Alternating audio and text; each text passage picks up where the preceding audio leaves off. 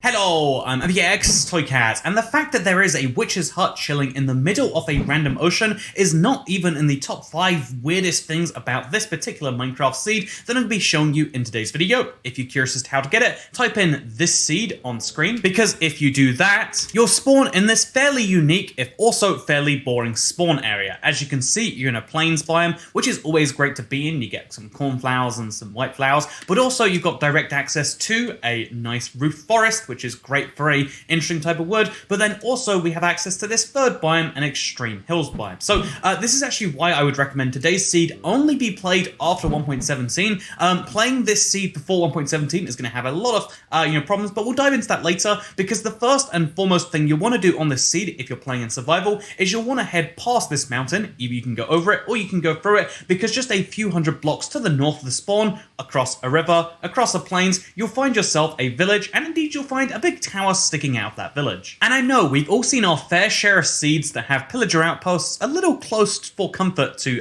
villages, where they'll even start killing them immediately, but in this case they're not even close to the village, they're not just in the village, they're actively destroying it. You can see how the pillager outpost being here has actively destroyed part of this guy's house, you can see how it's actively destroyed the back end of this guy's house, and then even worse than that, it's destroyed most of the roof over here, and it's even destroyed random bits of the roof here and here. This is just after spawning in. I have no idea what caused the house to be destroyed in such a specific manner, but you can see that it really is like a bit of flavor to the world that they have actively started destroying the village houses as well as destroying the villagers as well, as you've already seen. I mean, it probably goes without saying, but once you leave the protection of your iron golem and you enter into the part that has pillagers and a giant pillager outpost, you're probably in the bad part of town. But, you know, it's worth coming here for the goodies that arrive. This is actually a theory I've had in real life for a while, that you're not I admittedly have stolen this. You always want to go to the worst parts of town because that's where all the best food is, pro tip, and also it's going to be cheaper. But in this case, we just get apples and oak saplings, which means we're actually in the vegan part of town, it seems. Because I guess we can make an apple sandwich, except you know what? We're going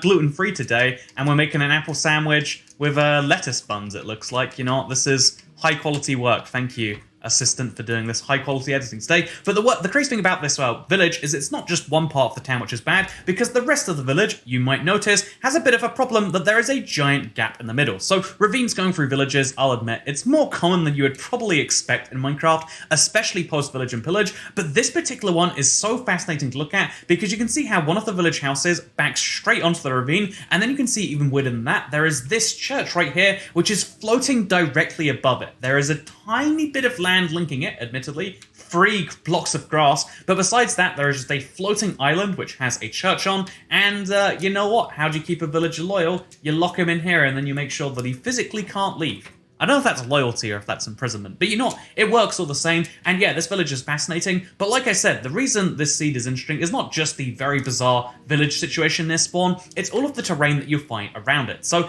as you can see, this is a village. It's a very interesting village you'll want to check out, but around the village, all around it by the way, and across all of this seed, you'll find a bunch of these extreme hills biomes. They're actually known as mountains internally, and after 1.17, we'll probably start calling them mountains a lot more, but this is the reason that if you're going to load up this seed before 1.17, I wouldn't recommend doing so for a long-term world unless you want to have this quirky old mountain generation. Mountains in Minecraft Bedrock especially, because this seed is for Minecraft Bedrock, that's where almost all of the seeds on Seed Sunday will be focused. Like if you look at this mountain right here, mountains on Bedrock are just depressing right now. They are not very good. This is the highest point of the mountain that is nearby, and it's at Y103. Even the highest bit we can see physically around here, I'd say it's all the way up here, there. You might guess like, oh, Minecraft only goes up to 256, so it can't be too high. No, the highest we can get is 107 over here, and if I'm not mistaken, I think it goes a little higher over here, all the way up to the highly number of 110. It's very, very low, very, very flat, and, although there are some benefits to it, there's a lot of downsides, and it just isn't really that mountainous. After 1.17, there'll be goats. After 1.17, there'll be powdered snow, but there'll also be a brand new mountain generation, which is why this is going to be my,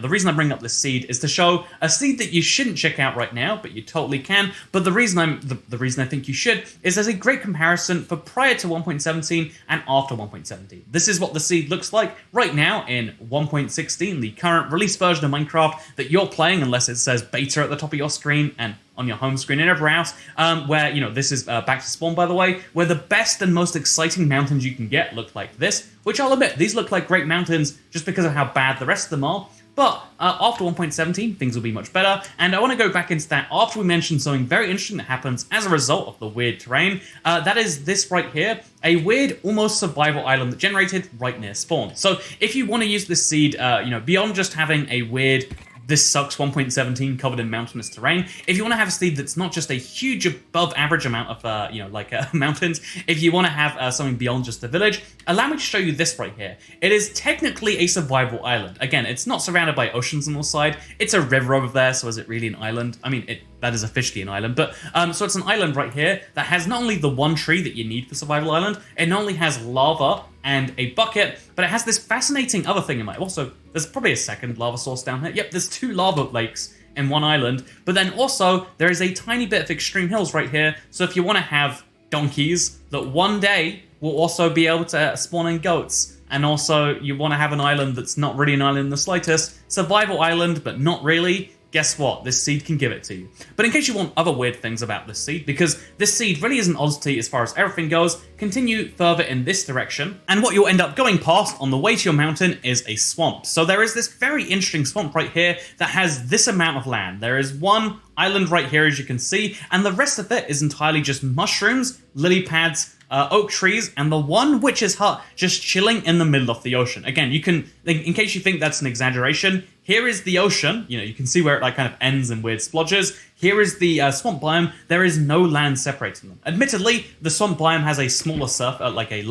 higher surface, I guess, not as deep a surface, so that's something to keep in mind. But there is this witch's hut which directly connects to the ocean, which might be really great because a lot of people, you know, like the idea of like, oh yeah, you have to make sure that nothing will spawn around your witch's hut if you want to make a witch farm. I hear, again, I feel like witch farms are one of the weirdest, quirkiest farms, but like if you want to take advantage of that, this is great because there's very little land you need to light up if you want to stop witches spawning over here, over there, etc. So something really useful you might not know about, or maybe you do know about, is that this seed has basically covered the stopping mob spawning aspect besides a few trees. But then even weirder than this is if you do go to this extreme hills, you can see how the swamp biome cuts off to make this river. There is a river between the swamp and the mountain, which just leads to this very bizarre looking blue stretch of water surrounded by murky green swamp water. You know, Minecraft is weird and this seed proves that, but then we get more extreme hills. Again, I say extreme hills, I feel like extreme is not the right word for this, although there is a lot of weird, quirky like, oh, single block floating in the air, look at this, there's a single island floating in the air next to another single island floating in the air, next to another island floating in the air, and then what's that? There's a fourth giant island floating. So again, I'd love to know if these stick past the mountain biome update. We are going to be seeing in 1.17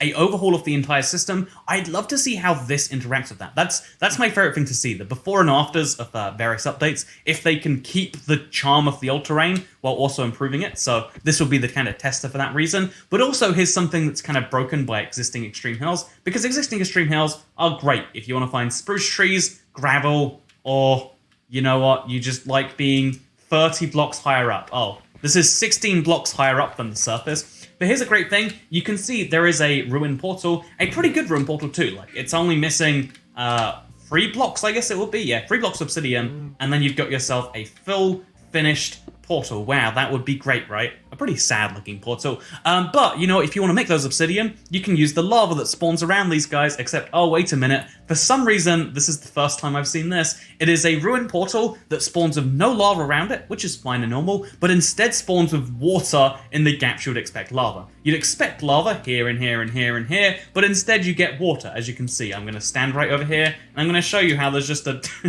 there's just a random bit of water that we can exist in if we really want to. I don't know why you would, but it's naturally spawning, and it's weird, it's quirky, and it exists because there's clearly meant to be a water lake here, but the ruined portal spawned over the water lake, you can see, so you get weird little crevices. I think it's fun, maybe you disagree, but basically what I'm trying to say with this video is we have a weird, quirky a weird, quirky seed for right now that you might want to check out. You know, the point of Seed Sunday is to show you seeds that are worth checking out in some way, and this seed is worth checking out but I wouldn't say it's great. I wouldn't recommend that you play it for a long-term survival world unless you like having lots of mountainous terrain things. Like, for instance, over here you can see the mountains extend into different biomes. We've got the Birch Hill N biome, which I really like. We've got the Savannah N, and then we've also got more mountains. They converge in a way that I think is really great if you like current mountainous terrain. However, I genuinely, again, I find it very hard to believe many people do like the current mountainous terrain. The best bit about mountains, in my opinion, are the fact that current bedrock ravines can cut all the way from a mountain height at 95 in this case, all the way down to bedrock. I mean, down to 11 height, which is the lowest they can go on bedrock. So that's really cool. That's really exciting. It's a great way to get diamonds because you're literally right here. You can jump into a ravine and immediately get diamonds. That's cool. That's great. But it's like, and it looks more incredible the higher up you go. Something that doesn't generally work on Java. Maybe they'll change that to match. But I feel like the current mountains just aren't that exciting otherwise. It's more exciting than other bedrock terrain. But I think, seeing all of these mountains change would be interesting to see too. And again, this is why we have this seed as comparison. Will they be changing all the mountain types or just the current biome known as mountains? We won't know for sure, but having a great comparison seed is useful. And I figured I'd make a video about my comparison seed. So if you want to do the checks for yourself as well, you can totally do that. And if you don't want to do checks and you don't want to load up Minecraft seeds and you don't even know what a Minecraft is, hello, welcome to my video. My name is Andrew. But please call me ToycatA. I make Minecraft videos and on the internet, and you can watch them by choosing to hit that subscribe button. Perhaps, as a lot of YouTubers like to say, you could smash the bell and then you would see more of these videos, because YouTube is a system where if you tell them you want to watch more of my videos, that's not enough. You gotta hit the bell to say, hey, I'd like to be notified of those videos, and then also you gotta hit the bell like a little settings icon and be like, oh, I'd like to be notified for all of the videos, not just some of them. That's how YouTube will notify your videos. It gets slightly more complex every day, but I think it's fine. I think in the same way Minecraft gets more complex over time, so too does YouTube, and complexity can be beautiful as long as you understand the complexity. If you don't understand the complexity, you end up with biomes that look like this. And although it's not beautiful, it is, I don't know how to end that sentence. Besides, thank you for watching. I hope you all enjoyed. Have a nice day, everyone, because I'll see you next time. Goodbye.